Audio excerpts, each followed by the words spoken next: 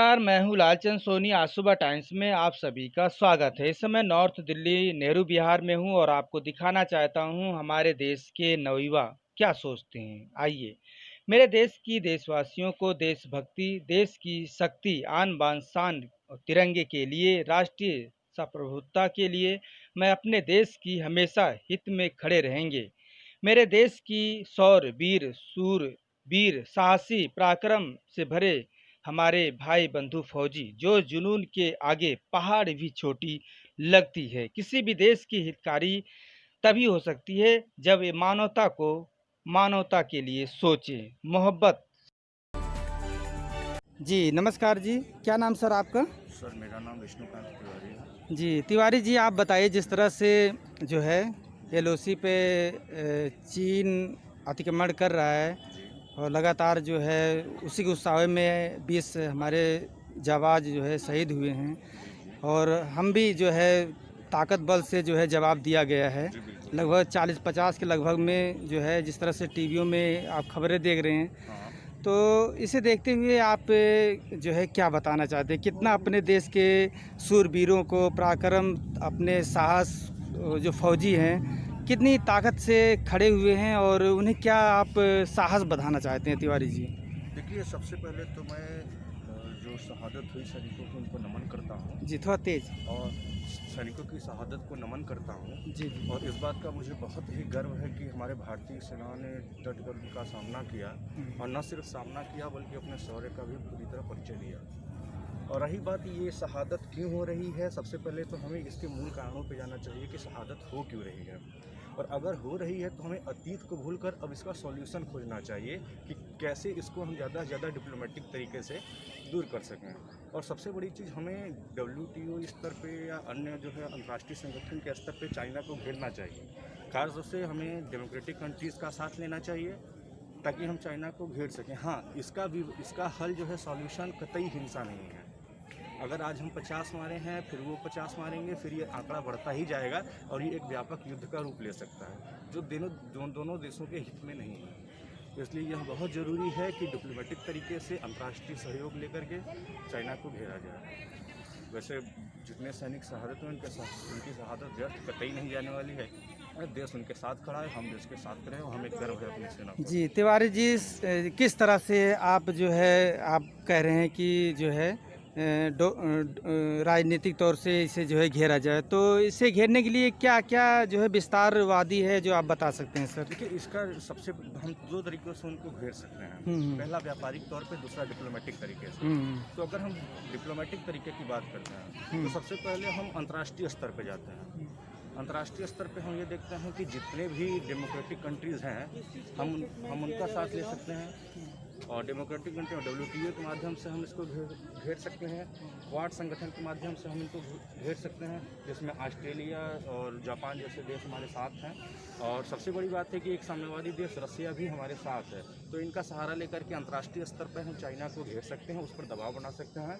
और युद्ध कतई ऑप्शन नहीं है, इसका कोई सॉल्यूशन नहीं है क्योंकि आज 50 मरे हैं, कल 150 मरेंगे, 200 मरेंगे और ये और ज़्यादा व्यापक होता चला जाएगा। इससे बेहतर है कि हम सॉल्यूशन खोजें, अतीत को भूल जाएं। नेहरू जी ने क्या किया, देश की आंतरिक राजनीति को हम लोग भूल जाएं कि नेहरू जी ने क्या किया, क्या गलतियां करी। हमें सिर्फ सॉल्यूशन ढूंढना चाहिए। जी, तिवारी जी, मैं आपसे जानना चाहता हूँ जिस तरह से एलओसी पे लगातार इस तरह से हो रहा है, 1962 से लेकर आज तक का जो है सुख शांति रहा है, तो दूसरा जो है युद्ध इस तरह का देखा गया है, गोली नहीं चली है, इसके लिए बहुत प्रशंसनीय योग्य है बॉर्डर बिल्कुल पर। बिल्कुल बिल्कुल। तो इसे देखते हुए आप अपने जो 20 जवान शहीद हुए हैं उन्हें कितना श्रद्धांजलि देना चाहिए? जी उनके साथ तो पूरी श्रद्धांजलि है, पूरी श्रद्धा है और उनकी शहादत को तहे दिल से पूरा फाट नमन है।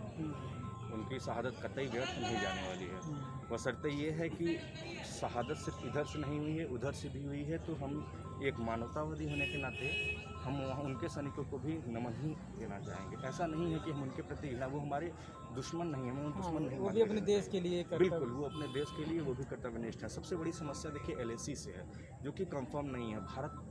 भारत अपना दावा करता है, चाइना अपना दावा करता है। इसलिए सबसे पहला जो काम करना चाहिए, इन्हें अंतर्राष्ट्रीय स्तर पे इन्हें सॉल्व करना चाहिए।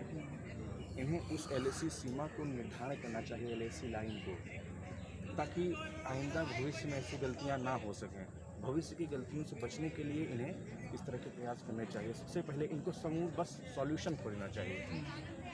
जी, तिवारी जी जिस तरह से अपने भारत के लिए सोचें, मोहब्बत संग चलने का, हमेशा प्यार मोहब्बत व्यवहार करना सोचें। वही एक दूसरे कंट्री की सबसे बड़ी परंपरा होती है और दोस्ताना व्यवहार करना भी सबसे बड़ा हमारे उचित होती है। सबसे बड़ा मानवता का वही पुजारी होता है जो सब कुछ भली भांत जाने समझे और एक दूसरे दोस्त की सुख दुख में काम आए।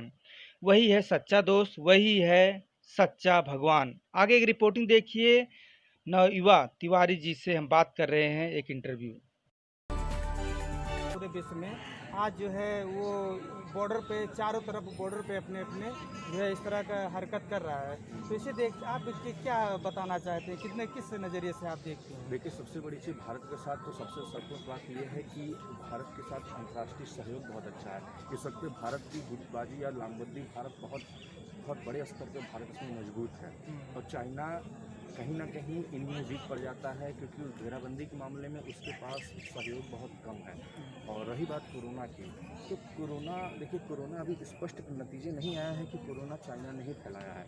हाँ, ये ज़रूर हो सकता है कि चाइना इस तरह की कार्रवाइयों के माध्यम से लोगों का ध्यान जरूर हटाना चाहता है ताकि लोग उसको अंतर्राष्ट्रीय स्तर पर कम घेरें, लेकिन कहीं ना कहीं ये उस पर शायद दोहरी मार होगी क्योंकि एक तो कोरोना की गलतियाँ वो ऑलरेडी कर चुका है, दूसरी गलतियाँ ये कि इस तरह की सैनिक कार्रवाइयाँ करके वो अंतर्राष्ट्रीय स्तर पे गुनहगार गुनाह के ऊपर गुनाह कर रहा है। जी। तो तिवारी जी जिस तरह से आप क्या काम करते हैं? जी, मैं प्रतियोगी छात्र हूँ, मैं यूपीएससी की तैयारी करता हूँ। जी जी, बहुत बहुत शुक्रिया। और चलते चलते एक और आपसे पूछेंगे, जिस तरह से अपने देश के प्रधानमंत्री श्री मोदी जी जो है लगातार लोगों से आत्मनिर्भरता की बात कर रहे हैं, बिल्कुल। इसे देखते हुए क्या चाइना की जो भी मोबाइल आ रहा है, जो भी खिलौना आ रहा है, जो भी हथकंडा वहाँ से प्रोडक्ट हमारे देश में है, क्या इसके जो है बहिष्कार करना चाहिए? और चल भी रहा है सर बहिष्कार जो है पूरे देश में, पूरे राज्यों में अब इसका बहिष्कार लगातार जो है देखा जा रहा है। मैं आपको दो तरीके बताना चाहता हूँ। जैसे चाइना पे हम छोटी चीज़ों पर निर्भर नहीं है, हम कई चीज़ों पर निर्भर हैं, खासतौर से मेडिकल इक्विपमेंट और कुछ ऐसे मशीन्स भी हैं जिन पर हम पूरी तरह आश्रित हैं। उनका विकल्प हमारे पास तभी होगा जब हमारे पास पैसे ज़्यादा हैं और जो कि है नहीं, ठीक है।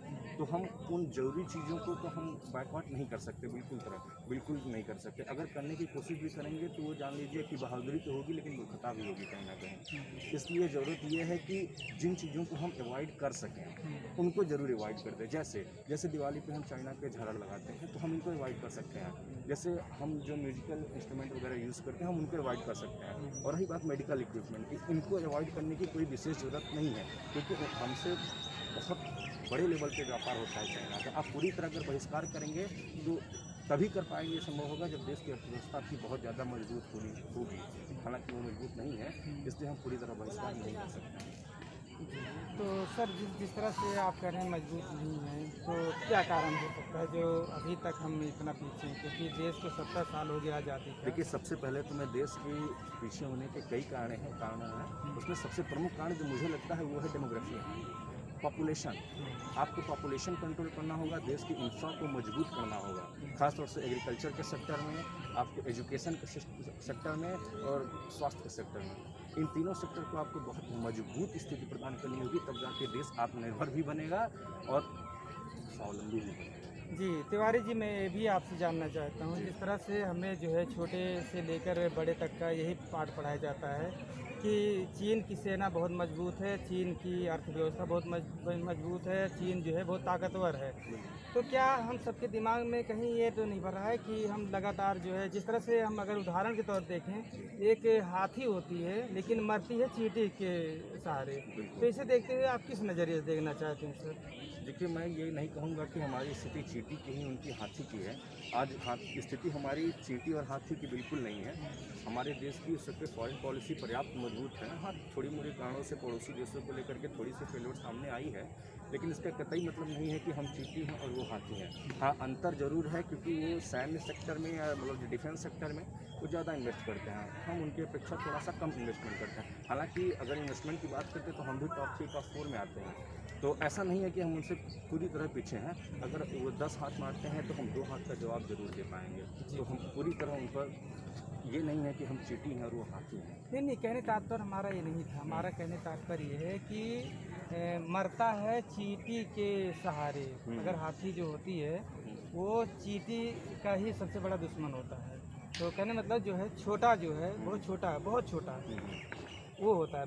बड़ा आदमी कहता है विशाल आदमी वो, मैं लेकिन आपको यहीं पे टोकना चाहता हूँ। सबसे पहले तो मैं लोगों के मन से ये चीज़ निकाल देना चाहता हूँ कि चाइना हमारा दुश्मन है, दुश्मन नहीं है, ठीक है। कुछ सैनिक फेल्योर सामने आ रही है, व्यापारिक दृष्टिकोण से तो हम दुश्मन नहीं है। कुछ पाकिस्तान को सपोर्ट करता है कुछ मामलों में, तो ऐसा नहीं है। हम उसको डिप्लोमेटिक तरीके से अपना बना सकते हैं, बिल्कुल अपना बना सकते हैं। ये तरीका सबसे बेस्ट होगा। हालांकि मोदी सरकार इस पर काम भी बहुत अच्छा कर रही है और बेहतर और करने की संभावना है, करेगी भी। जी, जिस तरह से चीन जो है फौजियों को बहुत ज़्यादा जो है पैसे भी खर्च करती है, बजट भी लाती है, अभी भी लेके आई। तो इसे देखते हुए इंडिया को कितना सतर्क रहने की ज़रूरत है और कितना और भी जो है फौज के प्रति बजट बनाने की ज़रूरत है। देखिए, ऐसा सबसे बड़ी बात यह है कि अगर अंतर्राष्ट्रीय स्तर पर देखें, खासतौर से पड़ोसी देशों के संदर्भ में, तो कहीं ना कहीं भारत के संबंध पड़ोसी देशों से खट्टे मीठे ही रहे हैं। मीठे ज़्यादा, खट्टे मतलब मीठे कम, खट्टे ज़्यादा रहे हैं। तो इसको ध्यान में रखते हुए भारत को अपना डिफेंस थोड़ा और मजबूत करने की ज़रूरत है। खासतौर से जो डिफेंस के सेक्टर में जो इंफ्रा है उनको और ज़्यादा मजबूत करने की ज़रूरत है। जी। तो चलते चलते अपने देश के जो फौजी हैं ये श्रद्धांजलि कैसे देना चाहते हैं? जी, मैं तो सबसे पहले कहना चाहूँगा कि हमारे देश के सैनिकों के, हम सैनिक के साथ खड़े हैं और उनकी शहादत कतई व्यर्थ नहीं जाएगी। हमारी पीढ़ियाँ, हमारी नस्लें उनको याद करेंगी। और अब रही बात कुछ करने की, तो अब तो समय वो आ गया है कि आस्ती में यूं मुड़ी मानो, कुछ कर गुजरना हो, वक्त का भी रुख मोड़ना हो और सब कुछ बदलना हो। Welcome, thank you. नमस्कार दोस्तों, मेरे चैनल को सब्सक्राइब, लाइक करें और आइकॉन को जरूर दबाएं ताकि आने वाले वीडियो को आपको नोटिफिकेशन मिल जाए। धन्यवाद।